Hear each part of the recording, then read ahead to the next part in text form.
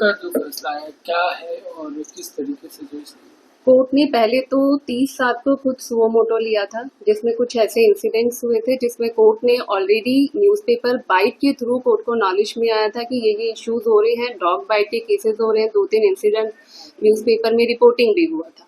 उसको लेके फिर मैटर उसमें सचिन आचार्य जी, हेली पाठक और मुझे अमाइकस किया गया और सुओ मोटो लेके कोर्ट ने इस मैटर को फर्दर चीफ जस्टिस की कोर्ट को फर्दर सब्जुडाइज के लिए उसको भेजा।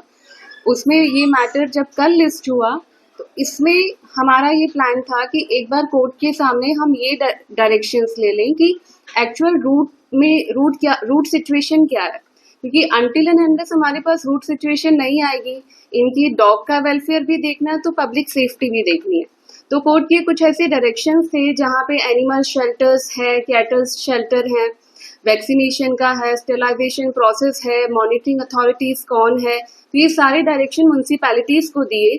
एक रीलोकेटिंग का भी डायरेक्शन है जिसे थोड़ा नेगेटिव वे में देखा जा रहा है, but this is not a final order because court एक बार म्यूनिसिपैलिटी एंड अदर एजेंसीज को मोशन में लेके आ रही है, क्योंकि जब तक कोई भी काम चालू नहीं होगा कोर्ट के सामने भी क्लियर परिस्थिति आएगी नहीं। तो उस चीज को बेटर वे में करने के लिए एक बार कोर्ट ने सारी म्यूनिसिपैलिटीज और उनको डायरेक्शन दिया है कि आप हमें ये सारा डाटा ला के दीजिए, कहाँ पे क्या शेल्टर्स हैं, एनिमल शेल्टर्स का पूरा ऑल ओवर अजमेर, उदयपुर, जयपुर, इन सब का पूरा एक डाटा मांगा है। एनिमल डॉग्स एंड काउज और स्ट्रे एनिमल्स का जो पॉपुलेशन है इनके लिए डाटा मांगा है। तो ओवरऑल एक बेनिफिट सबके वेलफेयर के लिए एक स्टार्टअप हुआ है जो कोर्ट ने इन डायरेक्शंस के थ्रू म्यूनिसिपैलिटी को लेके आने के लिए डायरेक्शंस इशू करें। फर्दर इसमें कोई भी नेगेटिव ऑर्डर नहीं है अगर हम एट लार्ज देखें, क्योंकि सुप्रीम कोर्ट ने भी कुछ डायरेक्शंस पास करी है, दैट डजंट मीन कि वो कहीं डॉग के वेलफेयर को मद्देनजर नहीं रख रहा है, क्योंकि अल्टीमेटली एक बार जब तक कोर्ट के सामने फैक्चुअल स्थिति नहीं आएगी कोर्ट भी कोई प्रॉपर वे नहीं कर सके, क्योंकि कोर्ट को अभी नहीं पता है कि ओवरऑल एनिमल वेलफेयर का जोधपुर या अदर पार्ट ऑफ राजस्थान में क्या सिचुएशन है। तो एक बार कोर्ट के सामने ये सारी स्थिति आ जाएगी, अकॉर्डिंगली लाइन ऑफ एक्शन आगे नेक्स्ट पेशी पे वापस से हम कोर्ट के सामने रखेंगे कि now this is the situation, this is the data, now further हम इस लाइन ऑफ एक्शन में कोर्ट से डायरेक्शन चाह रहे।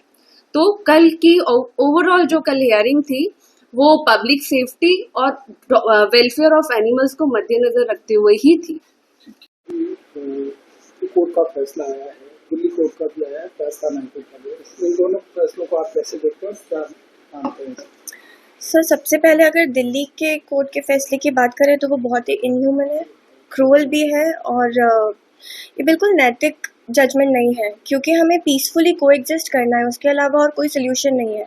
आज हम कुत्तों से युद्ध नहीं कर सकते, हम इंसान हैं, भगवान ने हमें बुद्धि दी है कि हम कैसे मिलजुल कर रह सकते हैं, हम सोल्यूशन कैसे ढूंढ सकते हैं। क्रूअल्टी करना, उनको जेल में डालना, ये कोई सोल्यूशन नहीं है। सोल्यूशन नसबंदी है, जिससे हम आज नहीं तो कल लॉन्ग टर्म सोल्यूशन देख सकते हैं कि कुत्तों की जनसंख्या काबू में हो और कैसे हम आराम से रह सकें, क्योंकि हमें साथ में ही रहना है। इवेंचुअली भारी नहीं होना है हमें भी, हम इंसान हैं, हमें करुणा दी है, भगवान ने सब कुछ किया है, लेकिन लॉफुली कैसे हर चीज़ में हम मिलजुल कर रहें, हमें इवेंचुअली वही देखना है। अच्छा, दिल्ली का फैसला एक और एक राजस्थान का, दोनों का, क्योंकि राजस्थान का भी 8 तारीख को आना है फाइनली फैसला, दिल्ली के फैसले से आप जजमेंट से खुश हैं या फिर? बिल्कुल भी नहीं सर, दिल्ली के जजमेंट से कोई भी कंपैशनेट इंसान खुश नहीं हो सकता है, क्योंकि ये बहुत ही गलत जजमेंट है, सुओ मोटो के आधार पर लिया हुआ जजमेंट है, जिसमें कोई कंप्लेन नहीं की थी किसी ने भी, और ये बहुत ही इलॉजिकल है।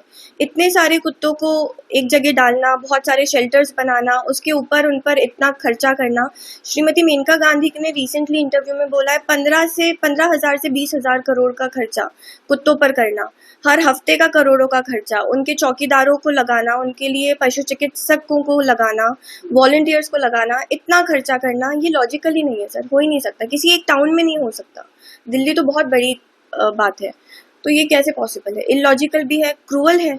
उल्टा जो एनिमल लवर्स हैं, जो एनिमल फीडर्स हैं, वो ये काम फ्री में कर रहे हैं, कुत्तों को खाना खिलाना, उनका इलाज कराना, हमें बस उनकी नसबंदी करानी है। अगर सरकार ये करा पाए तो सोल्यूशन कितना ईजी हो जाएगा, हमारे हाथों से कोई पाप भी नहीं होगा और हम मिलजुल कर आराम से रह पाएंगे, डॉग बाइट्स भी नहीं होंगे।